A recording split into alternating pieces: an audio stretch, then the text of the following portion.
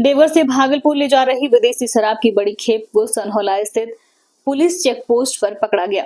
गुप्त सूचना के आधार पर टाउन थाना क्षेत्र की गश्ती पुलिस ने कार्रवाई करते हुए एक वाहन को रोका। जांच में वाहन से 10 कार्टून विदेशी शराब बरामद की गई, जिसमें कुल 612 बोतल 216 लीटर शराब थी। वाहन के मालिक और चालक की पहचान मनोज कुमार अग्रवाल पिता दामोदर अग्रवाल निवासी ग्राम देवघर टाउन थाना देवघर के रूप में हुई है। पूछताछ के दौरान मनोज कुमार अग्रवाल ने स्वीकार किया है कि वह पहली बार शराब की खेप ले जा रहा था।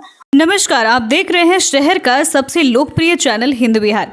भारत के प्रथम प्रधानमंत्री पंडित जवाहरलाल नेहरू की 61वीं पुण्यतिथि के अवसर पर भागलपुर विधायक अजय शर्मा के कैंप कार्यालय में एक भावपूर्ण श्रद्धांजलि सभा का आयोजन किया गया। इस मौके पर कांग्रेस कार्यकर्ताओं और समर्थकों की भारी भीड़ उमड़ी, जिसने न केवल नेहरू जी के विचारों को याद किया बल्कि आगामी विधानसभा चुनावों के लिए पार्टी के उत्साह और एकजुटता का प्रदर्शन भी किया। कार्यक्रम की शुरुआत विधायक अजय शर्मा द्वारा पंडित नेहरू के तैलचित्र पर माल्यार्पण से हुई। इसके बाद एक एक कर सभी कार्यकर्ताओं ने पुष्पांजलि अर्पित की और उनके योगदान को याद किया। सभा में उपस्थित कार्यकर्ताओं ने नेहरू जी के सपनों के भारत को साकार करने की प्रतिबद्धता जताई। विधायक अजय शर्मा ने इस अवसर पर कहा, देश की बुनियाद को मजबूत करने का काम पंडित नेहरू ने किया था। उनके विजन और नीतियों ने भारत को विकास की राह पर अग्रसर किया है। पंडित जवाहरलाल नेहरू के बारे में कुछ भी कहना सूरज को आईना दिखाने के बराबर है। इन्होंने देश को, भारतवर्ष को आजाद कराने से लिए जो भी कुर्बानियां दी उन्होंने सब लोग जानते हैं। आज जो भारतवर्ष आजाद है ये पंडित जवाहरलाल नेहरू और उनके सहयोगियों के द्वारा किया गया है।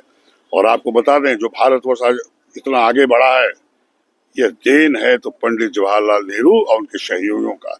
आज उनकी पुण्यतिथि के अवसर पर मैं उनको श्रद्धांजलि अर्पित करता हूं।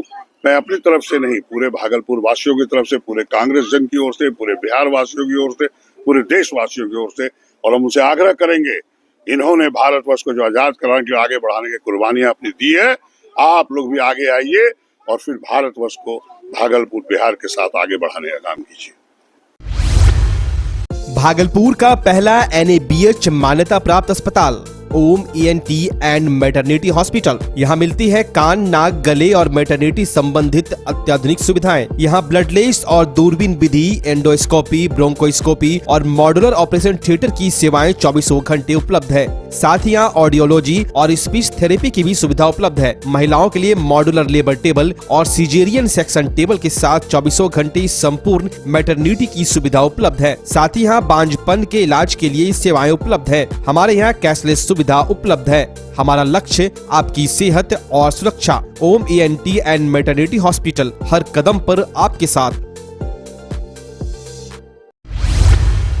पूरे देश में लीची के उत्पादन का 50% हिस्सेदारी बिहार की है। भारत सरकार ने बिहार के शाही लीची को GI टैग भी दिया है। उसी कड़ी में बिहार कृषि विश्वविद्यालय सबौर भागलपुर के कृषि वैज्ञानिकों द्वारा एक सीडलेस बेदाना लीची उत्पादन किया।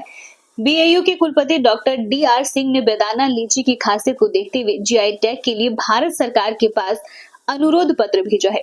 बेदाना लीची का साइज शाही लीची से भी बड़ा है और पल्प की मात्रा भी ज्यादा होती है, जबकि बीज यानी सीड स्टोन बिल्कुल छोटा है। कुलपति डॉक्टर सिंह बताते हैं कि बिहार कृषि विश्वविद्यालय सबौर में बेदाना लीची के मदर प्लांट की संख्या पहले कम थी, अब उसकी संख्या बढ़ाई जा रही है। पहले 50 की संख्या में बेदाना लीची का पेड़ था, अब BAU का फ्रूट रिसर्च विंग 250 से 300 पौधे तैयार करने में जुट गई है।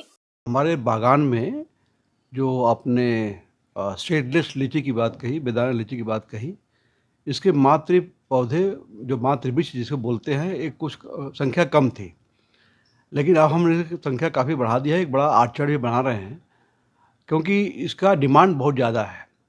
और डिमांड इसलिए ज़्यादा है कि इसका सीड बहुत पतला होता है और इसमें पल्प परसेंटेज बहुत ज़्यादा होता है। तो इसको डिमांड को देखते हुए, क्योंकि इसका जो प्रोपोगेशन होता है, जो मल्टीप्लिकेशंस होता है, ये एयर लेयरिंग से होता है।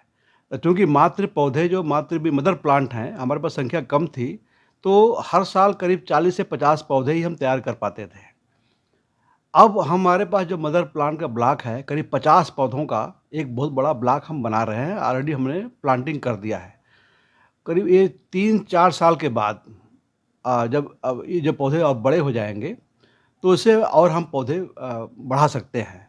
वहीं कुलपति डॉक्टर DR सिंह ने बताया कि फिलहाल 30 की संख्या में नए आम की वैरायटी रिलीज करने वाली फ्रूट रिसर्च टीम के जिम्मे है। आम की वैसी वैरायटी भी तैयार की जा रही है जिससे दिसंबर तक आम का फलन हो सकेगा। साल दर साल आम का फल देने वाले पेड़ भी तैयार किए जा रहे हैं जिससे 2000 से ज्यादा आम का फलन होगा। BAU के कुलपति ने कहा कि सिंधु नाम के आम की एक वैसी वैरायटी तैयार की गई है जिसे सीडलेस मैंगो भी कह सकते हैं। यानी समाज में वो एक कहावत है कि आम के आम और गुठलियों के दाम को भी झुठलाने वाली बात होगी। देखिए, आम का जो वैराइटीज अगर हिंदुस्तान में सबसे पहले अगर लॉन्च हुई तो बिहार कृषि विश्वविद्यालय का ही देना है। 1951 में हम लोगों ने दो वैरायटी हमारे विश्वविद्यालय ने, यानी उस समय कॉलेज था, बिहार एग्रीकल्चर कॉलेज था, तो 2 वैरायटी पूरे देश को दिया। उसमें से महमूद बहार और प्रभा शंकर, ये 2 वैरायटी विश्व में पहली बार यहीं से रिलीज हुई है। और तब से लेकर के आज तक जो हमारे यहाँ वैरायटी की संख्या हो गई है हमारे बागान में, करीब 254 वैरायटी हमारे पास हैं, 254 वैरायटीज़ हैं। उसमें से हम लोगों ने कई वैरायटीज़ मैंगो की निकाल भी दी है और इसमें से करीब 10 से 12 वैरायटी ऐसी हैं जो बिहार के ही हैं। और उसको हमने, जैसा कि हमने जर्दालू का GI लिया था, जर्दालू मैंगो का, उसी सिलसिले में हम 10-12 वैरायटीज़ के ऊपर और काम कर रहे हैं जो GI के लिए हम लोगों ने ऑलरेडी अप्लाई कर दिया है। चैनल को YouTube पर सब्सक्राइब करें एवं Facebook, Instagram, Twitter पर भी फॉलो करें। धन्यवाद।